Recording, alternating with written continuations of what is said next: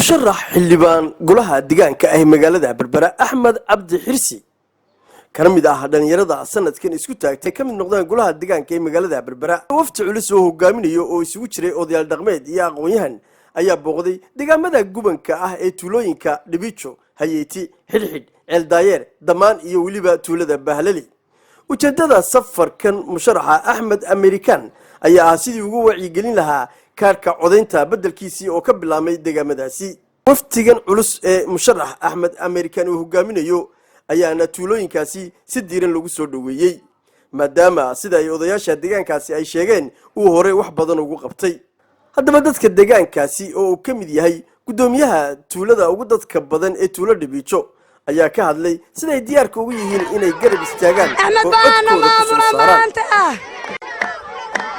isaga ciyaarta maanta ka waxay loogu wafti balaaran oo hadii xukmayo wada musharax ee dadka oo hadii xukmayo ayaa inoo yimi hadii ay deegaanka tuulo Dhibijo waa inaynu soo dhaweyno wayna oranay dad baa inoo oranaya kaasaynu la soconnaay ka dooni mayno wada ma kishakaasi isaguma dadku isu soo sharaxay yaa lagu oranin quriya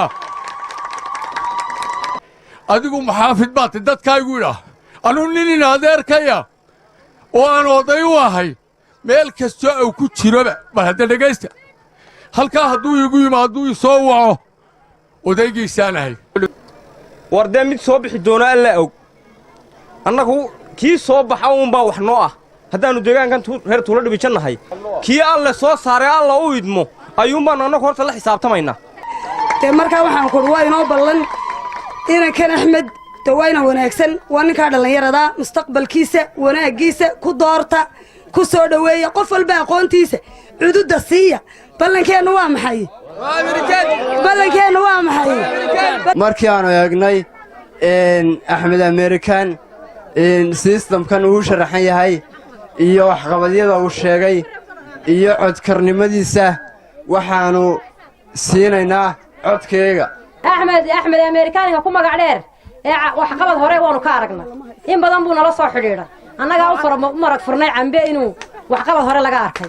iminkana waxaanu jecel lahay inaanu wax u qabanno ilaahay inuu ku guulayana yaa mindhaha dalka iyo dadkana Allah u sakhir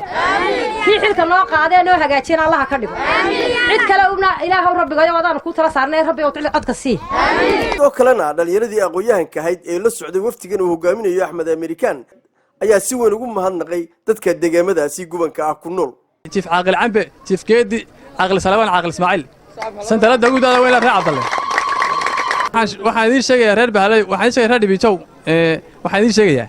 xildhibaankan Axmed America waa nin maal gashaday dadka maal gashaday 6 sano ka hor 6 sano ka hor ninka shidaalka qarashkiisu qabay ee fiidooda soo duubana yiri ee halkaan la soo mariyay tasagu ahaa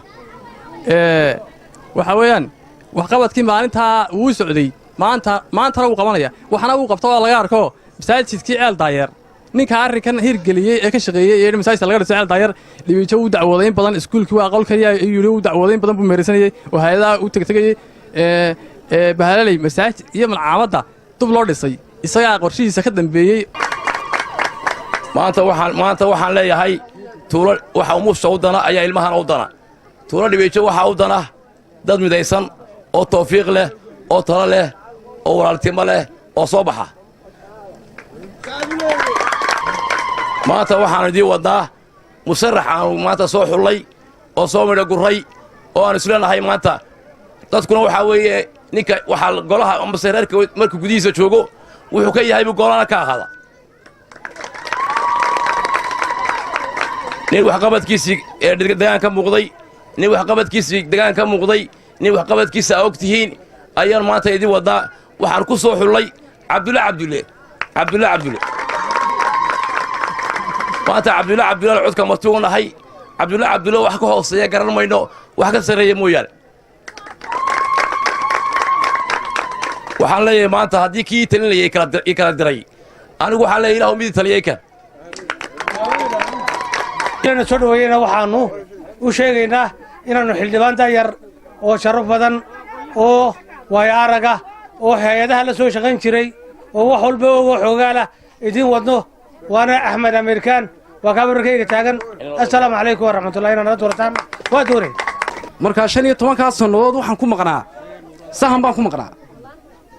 ya sahankii wuxuu noqday ninka musharaxa axmed cabdi xirsi axmed ameerikaan ku magac dheer ismaqlaynaa tuulo barwaaqo xildhibaankaasaan idiin wadnaa waa xildhibaanka qaaliga ah waannu soo xullay manala qaadateen dhirtanooy salaamu calaykum ugu dambayntiina musharax axmed cabdi xirsi axmed ameerikaan ayaa dadka deegaamadaasi ugu baaqay in ay u midoobaan sidii ay u soo saari lahaayeen musharaxiin deegaankan wuxuu qabata deegaankani wuxuu ka mid yahay deegaanada ugu jecelahay ayuu ka mid yahay dadka jooga iyo magaranaysa deegaankaba deegaanada ugu jecelahay buu ka mid yahay anigu maanta halkan uma iman in aan idhaahdo waxaasan qabtay waa nacas ninka sheegta wuxuu qabtay anigu halkan uma iman inaan sheegto waxaan qabtay waan isku dayay wax fara badan inaan qabanayay kuwa aan iminka qaban doonaa magaranaysa ee qorshaysan baan ka fara badan